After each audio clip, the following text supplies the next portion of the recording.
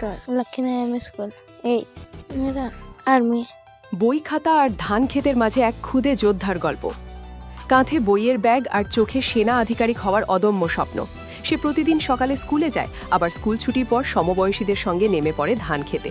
জীবন তাকে যে কঠোর পরিশ্রমের পাঠ দিয়েছে, তাতেই সে খুঁজে নিয়েছে তার স্বপ্ন পূরণের পথ।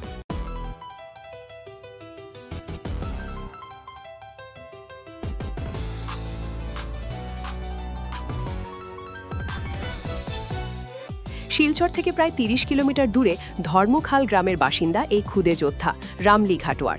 বর্তমানে সে ৮ম শ্রেণীর ছাত্র, কিন্তু দারিদ্র্যের নির্মম আঘাতে খুব ছোট বয়সেই তাকে তুলে নিতে হয়েছে পরিবারের ভার। রামলির ছোট সংসারে আছে শুধু তার মা। সংসারে আয়ের কোনো স্থায়ী উৎস নেই, তাই পড়াশোনার পাশাপাশি জীবিকা নির্বাহের দায়িত্বও এসে পড়েছে এই ক্ষুদে কাঁধে।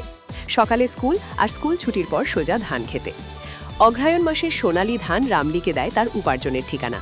কঠোর পরিশ্রম করে সে ধান কাটে, আর সেই অর্থ দিয়েই যোগায় নিজের পড়াশোনা ও সংসারের খরচ।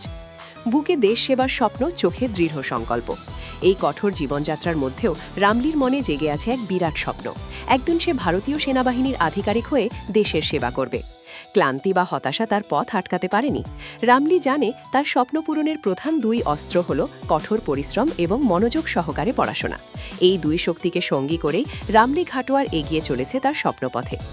ঈশান বাংলার এই বিশেষ প্রতিবেদনে আজ তুলে ধরা হলো রামলি নামের এক ক্ষুদে শিশুর অদম্য জীবনপথের স্বপ্ন। তার এই লড়াই বহু তরুণকে স্বপ্ন দেখতে শেখাবে, সেই বিষয়ে কোনো সন্দেহ নেই। रामली घाटवार हम 3 बजे से 4 बजे तक मिल जाता है 150। मम्मी और मैं लक्ष्मीनारायण स्कूल 8 बजे मेरा आर्मी।